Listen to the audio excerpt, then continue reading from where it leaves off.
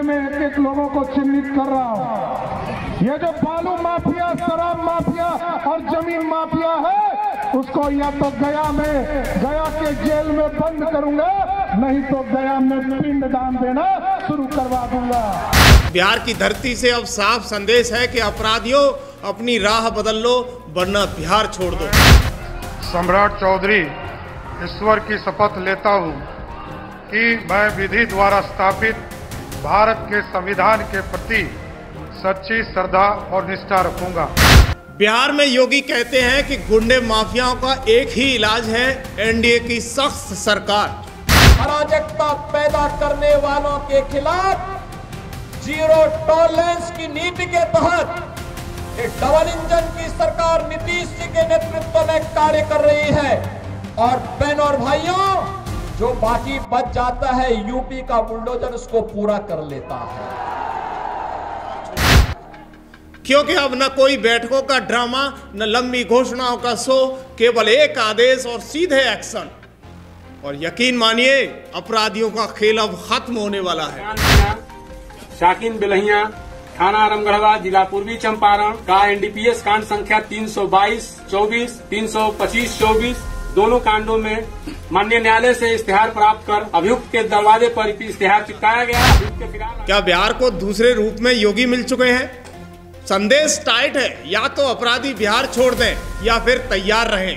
अब अपराधियों के लिए खैर नहीं है, अपराधियों को बिहार से बाहर जाना ही होगा। ये कड़ा संदेश है। ऑर्डर को और बेहतरीन करने की व्यवस्था करनी हो। जो अपराधी हैं, चाहे वो किसी भी स्तर के माफिया हो, जमीन माफिया हो, बालू माफिया हो या शराब माफिया, उसको चिन्हित करने का काम किया जाए। दर्शकों, अब बिहार में तस्वीर बदल रही है। चुनावी नतीजों के बाद अब जिस बात की चर्चा सबसे ज्यादा है वो नतीजे नहीं, वो थी योगी आदित्यनाथ की रैली की। कहा गया कि बिहार ने पहली बार सुरक्षा मॉडल को वोट दिया है और उसी का असर है कि अब पूरे राज्य में एक नया ट्रेंड दिख रहा है। कागजों वाला सिस्टम नहीं, जमीनी एक्शन वाला सिस्टम। नमस्कार, आप देख रहे हो खबर एक्सपर्ट और मैं हूं योगेश कांत। दर्शकों, यूपी के बाबा का बुलडोजर बिहार में पहुंच चुका है और सम्राट चौधरी उसको ऑपरेट कर रहे हैं। कह सकते हैं कि गृह मंत्री सम्राट चौधरी के रूप में बिहार को दूसरे योगी मिल चुके हैं और आते ही आते अपराधियों, खनन माफियाओं और रोमियों के खिलाफ बड़ा एक्शन ले लिया है। यानी बिहार पुलिस खरीदेगी 2000 स्कूटी, बुलडोजर भी भारी मात्रा में मैदान में होंगे, क्योंकि 1600 माफियाओं पर एक साथ होने जा रहा है बड़ा एक्शन।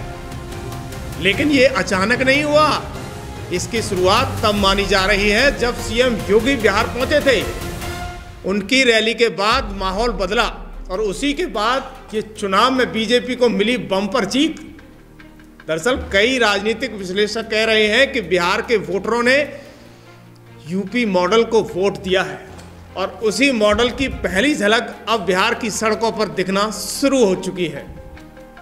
आपने देखा होगा कि सीएम योगी सत्ता में नहीं थे और पहली बार 19 मार्च 2017 को शपथ लेते हैं।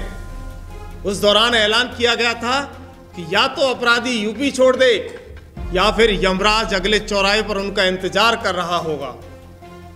और उसका परिणाम यह हुआ कि राज्य सरकार के अनुसार डकैती, लूट, हत्या, दुष्कर्म, अपहरण आदि पिछले 8 सालों में लगभग 85% की कमी हुई है। लेकिन अब बारी बिहार की है और केंद्र सरकार ने कमर कस ली है और अब बिहार को अपराध और खनन माफियाओं से मुक्त बनाना है और इसकी जिम्मेदारी एक दमदार नेता को दी है। और इस नई सरकार में सबसे ज्यादा चर्चा किसी और नाम की नहीं बल्कि सम्राट चौधरी की है। दरअसल नीतीश कुमार ने पहली बार गृह मंत्रालय की कमान उन्हें सौंपी है और कुर्सी संभालते ही सम्राट चौधरी का जो अंदाज है, काम करने का तरीका है, वो एकदम क्लियर कट सामने आ चुका है। वो प्रशासन नहीं, एक्टिव एक्शन मोड में है। दरअसल हम आपको बता दें कि जिस तरीके से सम्राट चौधरी काम कर रहे हैं, इसके बाद लगातार चर्चाएं होना शुरू हो चुकी हैं। दर्शकों, कई लोग तो ये कह रहे हैं कि सम्राट चौधरी योगी मोड में है। आदेश एक्शन और बुलडोजर, तीनों का फॉर्मूला बिल्कुल यूपी जैसा है। जरा आप तस्वीर पर नजर डालते हैं। पहली तस्वीर है बिहार के किशनगंज की, जहां के मैदान में स्मैक माफिया खुलेआम नशे का कारोबार करता था। पुलिस ने पहले छापा मारा और फिर बुलडोजर से हर अड्डे को जमींदोज कर दिया। दूसरी तस्वीर है मुजफ्फरपुर के बैरियर बस स्टैंड के पास अवैध कब्जे की। नोटिस मिला, वक्त मिला, लेकिन रवैया नहीं बदला। जो प्रशासन ने भी तरीका बदल लिया, बुलडोजर ने पूरे कब्जे को साफ कर दिया। तीसरी तस्वीर पटना की है, जहां 4 जोन में एक साथ बुलडोजर चला। पाटलिपुत्र, फुलवारी शरीफ, अजीमाबाद, और जहां अवैध निर्माण था वहां कानून पहुंचा और शिकंजा कसा और बुलडोजर दौड़ा। चौथी तस्वीर मोतीहार की है। 48 साल पुराने आदेश को पहली बार लागू किया गया। समझ लो दर्शकों, कब्जा हटाया गया, पक्के दुकान टूटे और जमीन वापस की गई, सरकार के नाम हुई, अवैध कब्जे को हटाया गया। लेकिन ध्यान रहे, ये सिर्फ शुरुआत है। असली एक्शन तब होगा जब कोर्ट से मंजूरी मिल जाएगी, क्योंकि बिहार के 48 जिलों की पूरी सूची अब डीजीपी की टेबल पर बनी हुई है कि लिस्ट में भूमाफिया, बालू माफिया और बड़े अपराधी जिन्होंने अपराध के जरिए करोड़ों की संपत्ति बनाई है, उनका नाम उस लिस्ट में शामिल है। डीजीपी विनय कुमार इस पर कहते हैं कि 1600 लोगों की संपत्ति जब्त की जाएगी। कार्रवाई की पूरी तैयारी है, बस आदेश का इंतजार है। दर्शकों, दूसरी तरफ गृह मंत्री की जिम्मेदारी मिलते ही सम्राट चौधरी ने कई बड़े ऐलान किए हैं, जिनका मकसद बिहार में कानून व्यवस्था सुधारना, अपराध नियंत्रण और महिलाओं युवतियों की सुरक्षा बढ़ाना बताया जा रहा। तमाम सारी घोषणाएं उन्होंने मैदान में जाकर कर दी। उन्होंने कहा कि अब बिहार में अपराधियों और माफियाओं पर कोई खैर नहीं दी जाएगी और सख्त एक्शन होगा। पहला, उन्होंने कहा कि महिलाओं और छात्राओं की सुरक्षा के लिए उन्होंने यूपी मॉडल की तर्ज पर एंटी रोमियो स्क्वाड और पिंक पुलिस जैसी जो फोर्सेज है उसे लागू करने के लिए ऐलान किया गया। यानी स्कूल कॉलेज के आसपास छुट्टी के समय महिलाओं, छात्राओं की सुरक्षा के लिए विशेष पेट्रोलिंग होगी। बिहार में एक व्यवस्था कड़ी है। बिहार का सुशासन लगातार बिहार में एक अराजकता को समाप्त किया है, जंगल राज को समाप्त किया है। उस व्यवस्था को पूर्ण रूप से स्थापित किया जाएगा। लेकिन ये जरूर कहूंगा कि अपराधियों के लिए खैर नहीं है, अपराधी के लिए ये बिहार नहीं है। बिहार से बाहर ही अपराधी को जाना होगा। दूसरी तरफ संगठित अपराध और माफियाओं के नेटवर्क को निपटाने के लिए उन्होंने करीब 400 माफियाओं की संपत्ति जब्त करने की प्रक्रिया शुरू कर दी है। इनमें से 2 माफियाओं के खिलाफ कार्रवाई पहले ही शुरू हो चुकी है। तीसरा, साइबर अपराध, डिजिटल अपराध, सोशल मीडिया पर आपत्तिजनक पोस्ट आदि के खिलाफ सफाई अभियान चलाने की तैयारी। यानी जेल प्रबंधन, जेलों में मोबाइल, अनुचित गतिविधियों और रोक, कैदियों की निगरानी आदि मजबूत करने की बात कही गई है। दर्शकों, चौथा, उन्होंने अधिकारियों को साफ निर्देश दिए हैं कि कानून व्यवस्था में ढिलाई नहीं बर्दाश्त की जाएगी। उन्होंने कहा है कि बिहार में अपराधियों को खुला मैदान नहीं मिलने दिया जाएगा। नीतीश ने पहली बार गृह मंत्रालय की कुर्सी उन्होंने सम्राट चौधरी को दी है और कुर्सी मिलते ही जो बदलाव आया है उसने बिहार की राजनीति में एक नया बदलाव शुरू कर दिया है। यानी सम्राट चौधरी अब योगी मोड में आ चुके हैं। कोई बैठक नहीं, कोई लंबी घोषणा नहीं, सीधा आदेश और सीधा एक्शन। ये मैं एक लोगों को चिन्हित कर रहा हूँ।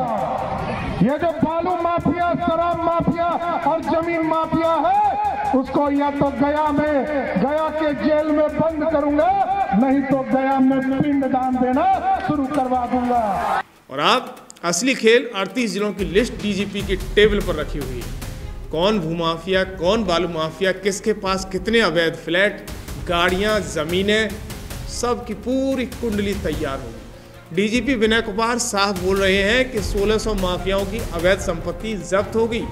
ये वादा नहीं, ये सरकार की कार्रवाई है।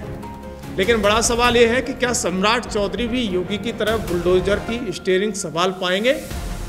क्योंकि कई राज्यों ने यूपी मॉडल की कॉपी किया, लेकिन मामला जब हाई कोर्ट और सुप्रीम कोर्ट पहुंचा तो उनकी दलीलें कमजोर पड़ गई। और शायद इसी वजह से पिछले साल योगी ने तंज भी कसा था हर किसी का हाथ बुलडोजर पर सेट नहीं होता है। अब निगाहें बिहार पर हैं कि ये बुलडोजर सिर्फ अवैध कब्जे हटाएगा या माफियाओं का पूरा साम्राज्य ढाएगा। दर्शकों, पूरा देश इंतजार कर रहा है कि क्या ये एक्शन बिहार को क्राइम फ्री स्टेट बना पाएगा या फिर ये भी सिर्फ कुछ दिनों का शोर बनकर रह जाएगा।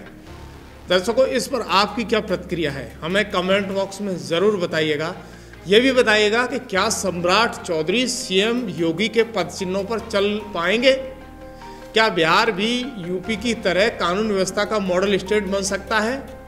हाँ, आपकी राय हमारे लिए बेहद महत्वपूर्ण है, क्योंकि सच बोलने की ताकत जनता की आवाज़ से आती है। कमेंट करिएगा। देश सुन रहा है, बिहार देख रहा है। धन्यवाद।